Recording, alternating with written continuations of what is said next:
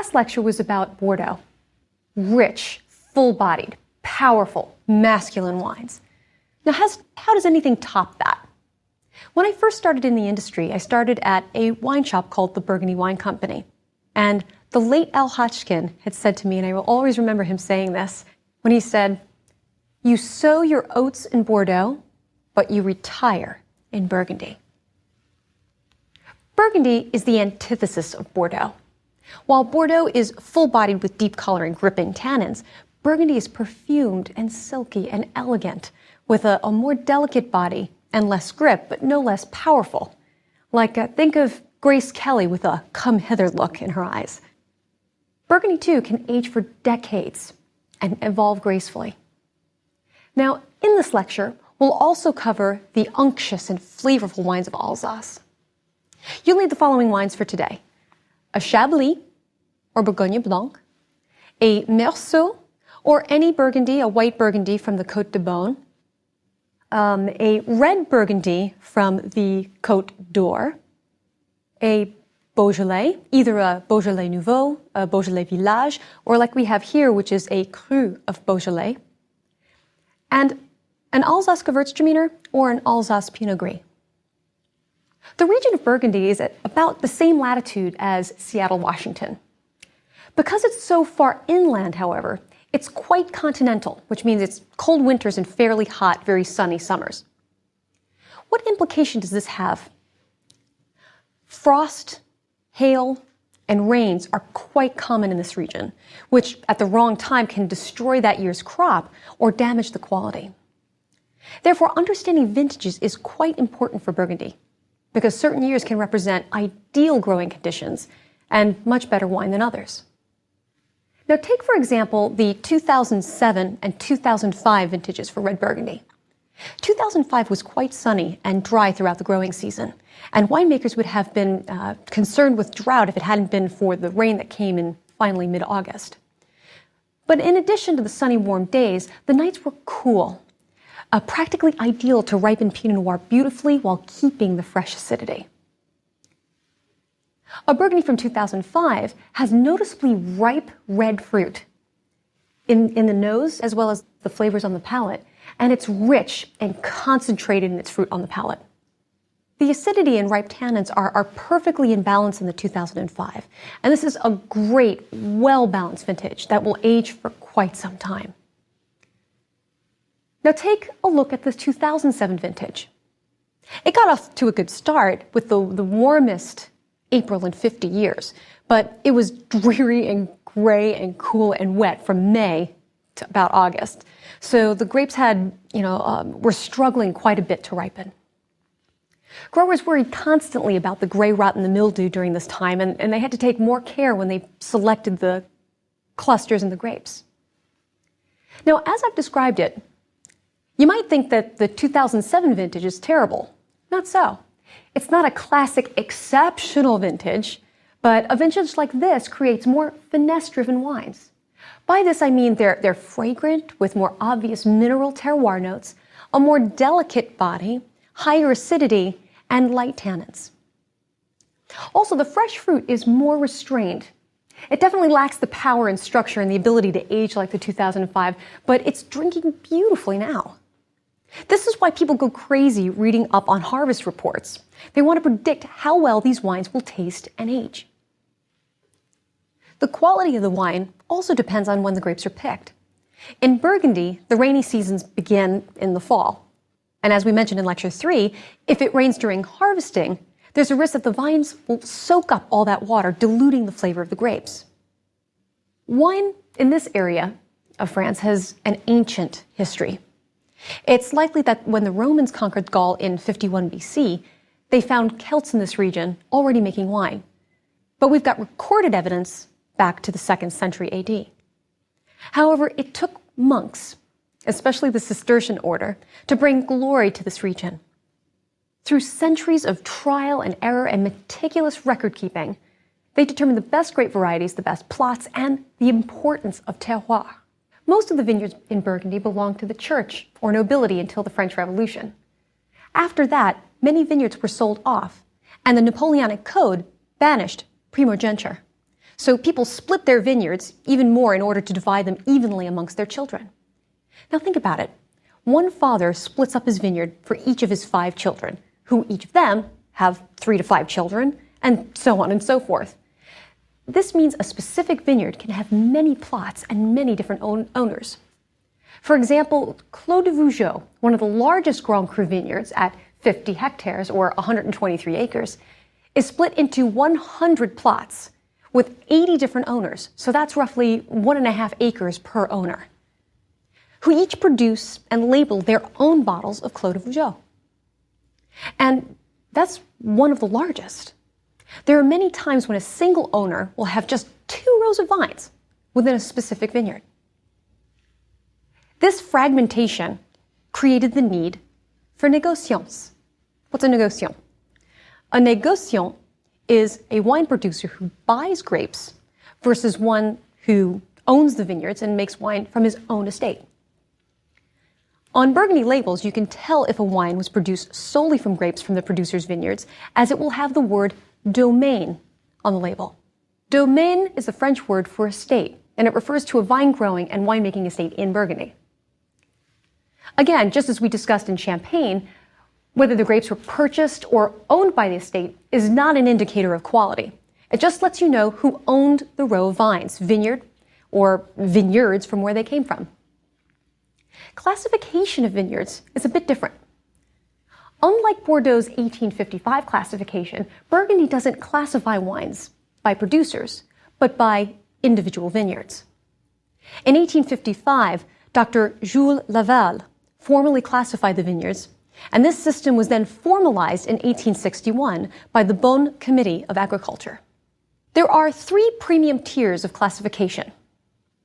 Grand Cru, which is a single vineyard designation of the highest quality, and there's not many of these because it's maybe about 2% of production. Then you have Premier Cru, also a single vineyard designation of high quality, and this represents maybe about 12% of production. Then you have the village level, no single vineyard designation, and this makes up about 36% of production. If the primary title on the label is Bourgogne, like we have here, meaning, it could say Bourgogne Rouge, Bourgogne Blanc, or it could just say Bourgogne Appellation Contrôlée, it means the grapes can come from anywhere in Burgundy. However, there are also sub-regions. These consist of multiple villages, so they're smaller than the region of Burgundy, but not as small as a particular village. This class fits between village and Bourgogne, such as Côte de Beaune or Côte de Nuit. Unfortunately, just like with the Bordeaux classification, there's a lot of memorization involved if you're going to be a guru of Burgundy. There are 33 Grand Cru vineyards, over 500 Premier Cru Grand vineyards, and even more to memorize with village-level vineyards. So that's a lot to learn. But don't worry though, I'll show you an easy trick to decode the label. First of all, if it's a Premier Cru or Grand Cru, you will see these words written on the label. If it doesn't say that, it means it's either a village or a regional wine. If the label only has the name of the village, then it's a village-level wine. It'll also say Appellation Contrôlée on the label right next to the village name. If on the label you see the village and the name of the vineyard, then this is a Premier Cru. Again, they help you out because they'll also say Premier Cru on the label. However, if you only see the name of the vineyard on the label without the name of the village or appellation, it's a Grand Cru. Also, starting with the 1990 vintage, all Grand Cru Burgundies must include the words Grand Cru on the label. So village only equals village wine, village plus the vineyard equals Premier Cru, and vineyard only equals Grand Cru. This should at least give you a head start. There's at least one easy thing to remember about Burgundy, and that's it has 2 main grape varieties, Chardonnay for whites and Pinot Noir for reds. Burgundy is the birthplace of these 2 noble grape varieties, and they're held as the gold standard against which Chardonnays and Pinot Noirs are measured around the world. This is why you may see on the back label of a California Chardonnay or even an Oregon Pinot Noir where they say, very Burgundian character.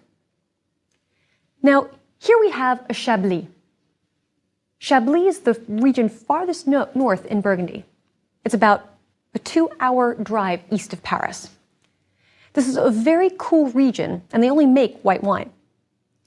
Now, the type of soil they have here is called Kimmeridgian chalk, because the seabed that formed Chablis went all the way up to Kimmeridge in the UK. The soil is quite light, which reflects the sunlight up onto the vines. If you've ever been to the White Cliffs of Dover, the soil looks very similar to this. The wines of Chablis show one end of the spectrum for Chardonnay. Now here we have a Merceau, another Chardonnay, but a little bit further south, and we're going to compare the colors. Now notice that the color of the Chablis is much paler than the Merceau.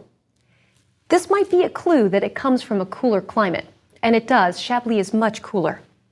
Now let's smell it. Do our chest, chin, nose test. Do you smell it here? Not really. How about here? Still not so much. Unfortunately, Chardonnay is a neutral grape variety in terms of its aromatic intensity, so you're going to have to stick your nose in the glass.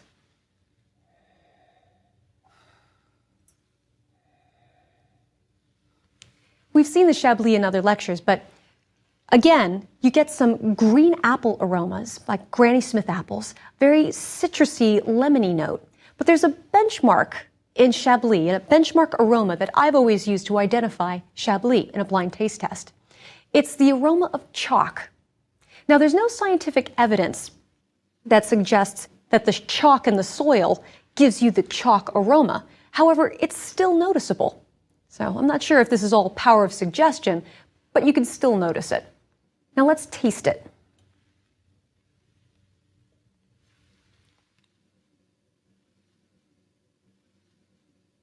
Chablis is extremely delicate in body, and especially for Chardonnay, and it's very crisp, especially in wet vintages. It can even get austere and racy.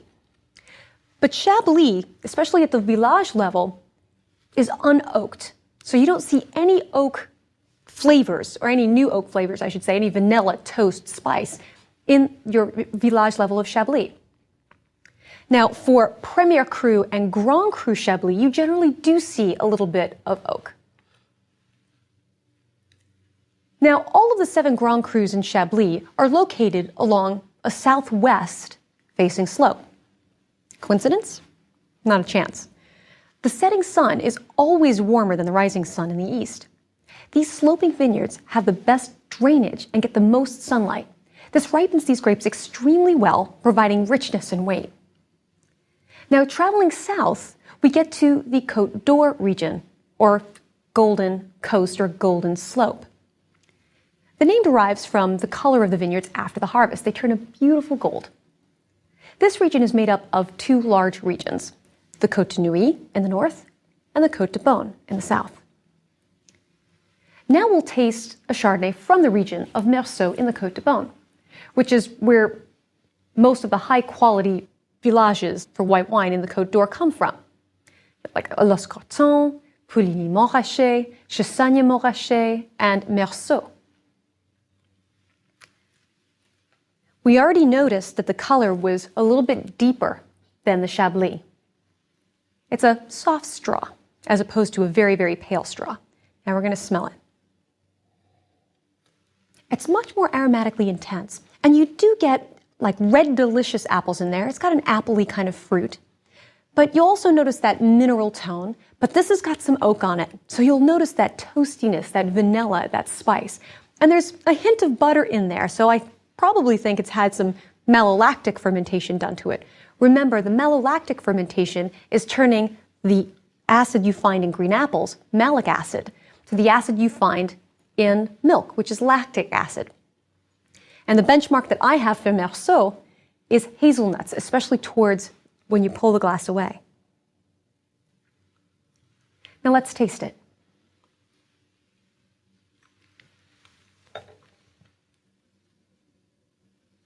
In earlier lectures, we talked about bâtonnage, lees stirring.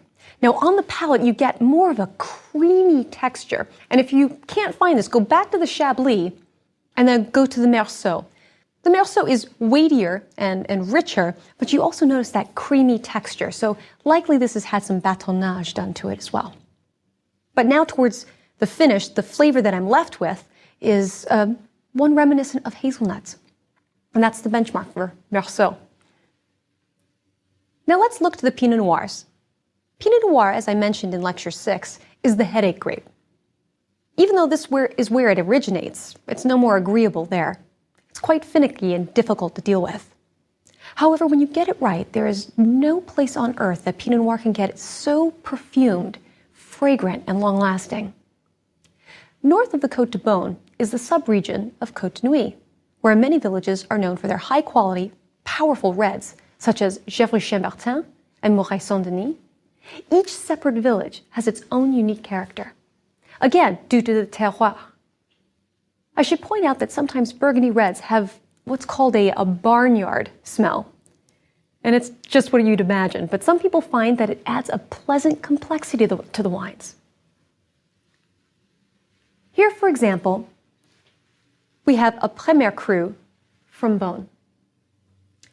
Now let's look at the color. It's quite clear. It's a clear, pale ruby. And you can definitely see your fingers through it. Let's do our chest, chin, nose test.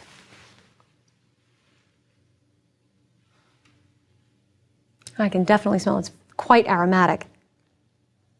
And on the nose, it's beautiful strawberries, cherries, cranberries. But because this is from the old world, remember, in Europe, I definitely get a strong mineral tone to it. And also, because this is seen a little bit of oak, I definitely get some vanilla, some spice, and a hint of clove to it. Now let's taste it.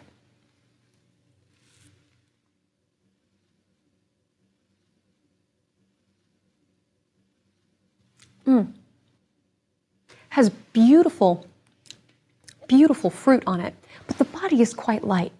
Now, this is a Premier Cru, and if you want to taste complexity, go get yourself a Bourgogne Rouge and compare it to that. You're going to find there's many more layers of flavors in the Premier Cru than the Bourgogne. The Bourgogne is going to be a bit more just simple fruit. But you'll notice, like when we're talking about Bordeaux, this is much, much lighter in body. And the acid is quite high. But even though you have some grip here for Pinot Noir, it's nothing like you see for Cabernet Sauvignon. But it's got this elegant structure and great finesse. Now, the difference in terroir, Beaune is different than, let's say, the wines you see in the Côte de Nuit, like Gewurztraminer, which is known for the most firm, gripping tannins of any Pinot Noir in Burgundy, as opposed to Chambly-Musigny, a little further south, where it has a much more feminine character, a little more perfumed and rounder and softer edges to those tannins. This is what fascinated me about Burgundy. It's the home of terroir, and although it's known for its limestone soil, which provides that finesse, there are over 400 different types of soils, varied topography, pockets of microclimates, which each has its wine tasting vastly different than the ones that are very close in proximity. In addition, how each producer has chosen to interpret and focus that terroir makes each one even more beautiful and unique. Some producers make a more modern and international style, which means that the producer concentrates on bringing more of the fruit aromas out and might use some more new French oak, which gives you that more intense, toasty vanilla and spice tones. The more traditional styles are a bit more oxidative in their winemaking, and they'll use a little more older oak for less oak flavor influence. Traditional style wines showcase finesse and elegance versus big power, and they can have very well harmonized elements. It's a stylistic choice. Wines from Burgundy can be expensive, unfortunately, especially for the Premier Crus and Grand Crus, not only because of the painstaking labor involved, but also because of a limited supply. The entire region of Burgundy produces roughly about 22 million cases a year. Does that sound like a lot? Well, not really when you consider Bordeaux produces 3 times this amount and Gallo produces over 4 times this amount. Now let's go to Beaujolais now. Although part of Burgundy, Beaujolais is south and a region unto itself. It makes wines using the Gamay grape. Now go ahead and pick up your Beaujolais glass and pick up a Bourgogne Rouge or one of your Burgundies. Notice the color. Pinot Noir is even paler than Gamay. And if you smell the wine, it's quite different to the Pinot Noir. You definitely get more raspberry tones in the fruit and a soft cherry. But is the fruit candied? Does it remind you of bubblegum? It's on the palate, it's quite light in tannin and very easy drinking. Let's taste it.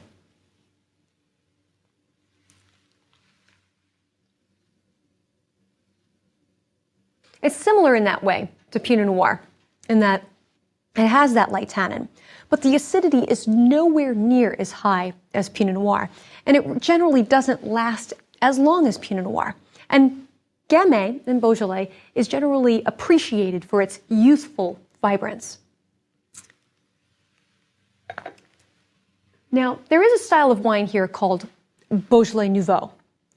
All the grapes come from the region of Beaujolais, but this is a wine that's fermented and bottled quickly and intended to be consumed weeks after the harvest. In this country, we see announcements in stores for Beaujolais Nouveau in November. Perhaps you've seen them. Beaujolais Nouveau is a perfect entry-level wine, involving no yeast, making very fruity flavors, almost like bubblegum.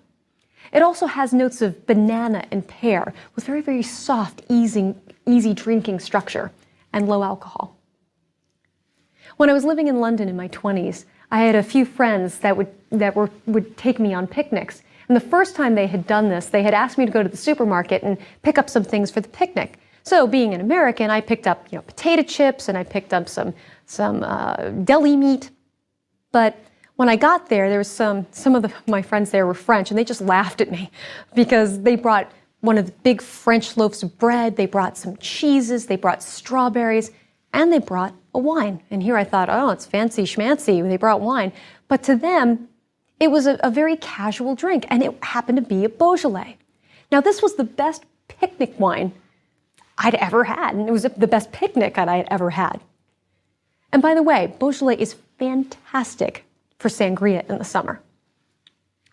Now, not all Beaujolais is made like the Beaujolais Nouveau, and it's worth trying some of the higher quality wines, more richly fruited wines from the 10 Crus of Beaujolais.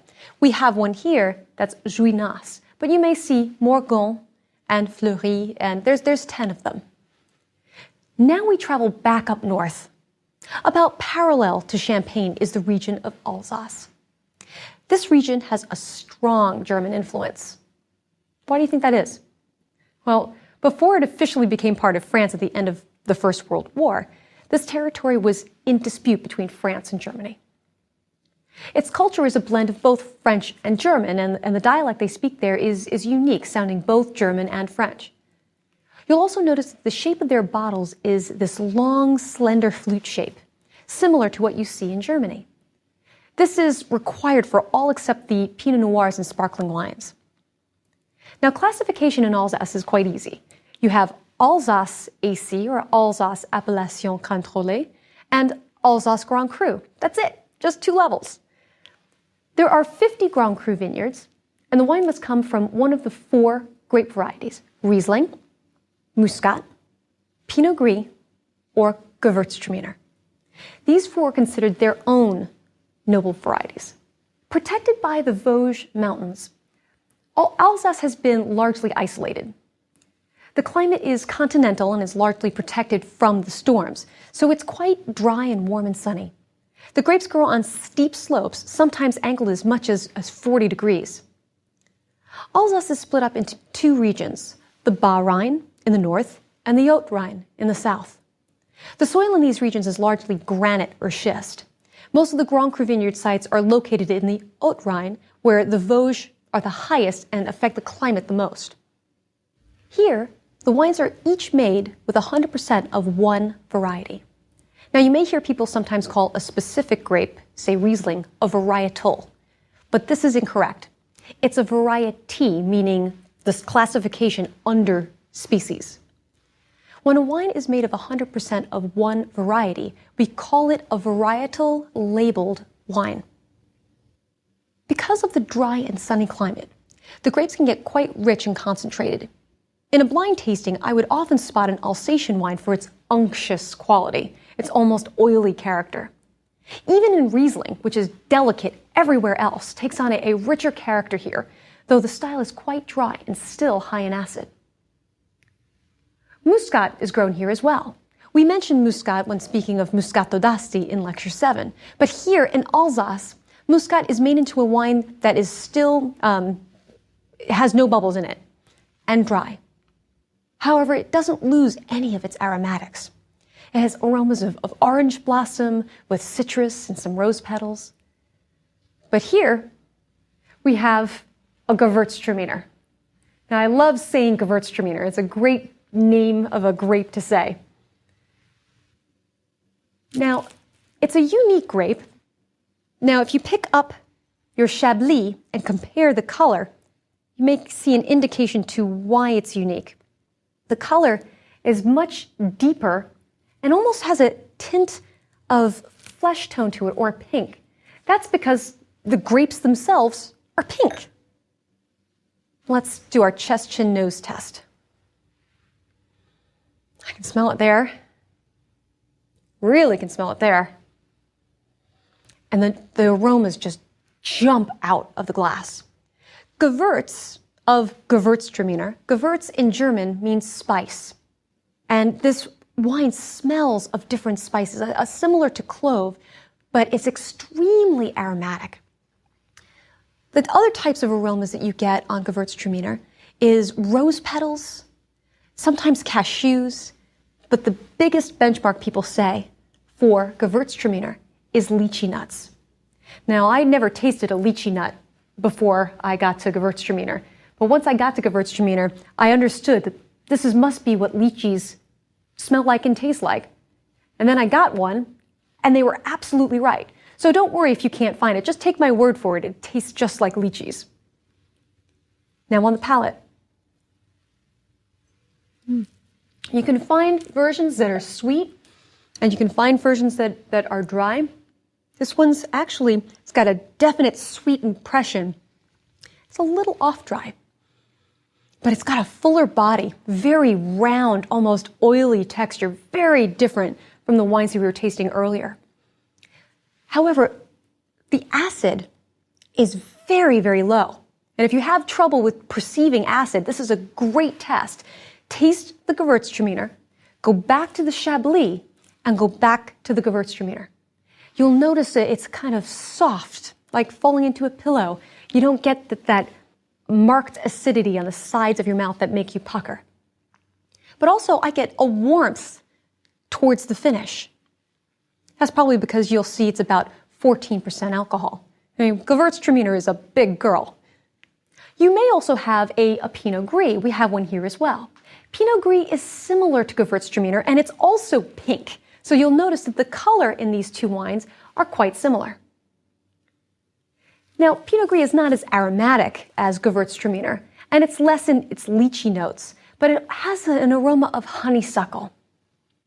It too is kind of fairly low in its acid, but it's not as low as Gewurztraminer. And sometimes it too can have some sweetness to it.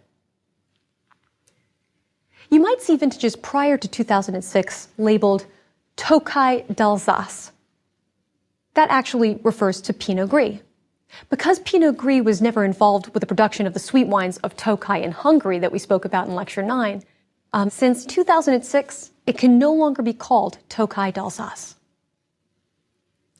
Another white grape in the Pinot family is Pinot Blanc. It's not considered one of Alsace's noble varieties, but it makes some really nice wine. It's round and creamy and not overly aromatic or assertive. It's also one of the only Alsace wines that sees malolactic fermentation, just as in Burgundy Chardonnays, and this gives it its creamy texture. In Alsace, you don't see too much new oak influence in these whites because most wineries use large oak casks, and a lot of these are over 100 years old. Such old barrels completely lose the oak influence, yet still allow a tiny amount of slow oxidation that can round out the structure and harmonize these elements. Next lecture, we turn south. We'll go to France's Rhone Valley and hug the southern coastline to look at some beautiful wines in the Languedoc and Provence. You'll need the following wines. You'll need a white wine from the Rhone. You will need either a Tavel or a rosé from Provence, so a rosé wine from this area. You'll need a Northern Rhone Syrah. You'll need a Côte du Rhône, a Châteauneuf-du-Pape, and a red wine from the Languedoc. Wines from this region are also classics for a major noble grape we've already discussed earlier, and for a style of wine to which all others are compared to around the world. And remember when we said that wine can connect you with the ancients? This region has been producing wines that have been highly regarded for their quality since before the 1st century BC. Let's see what you think.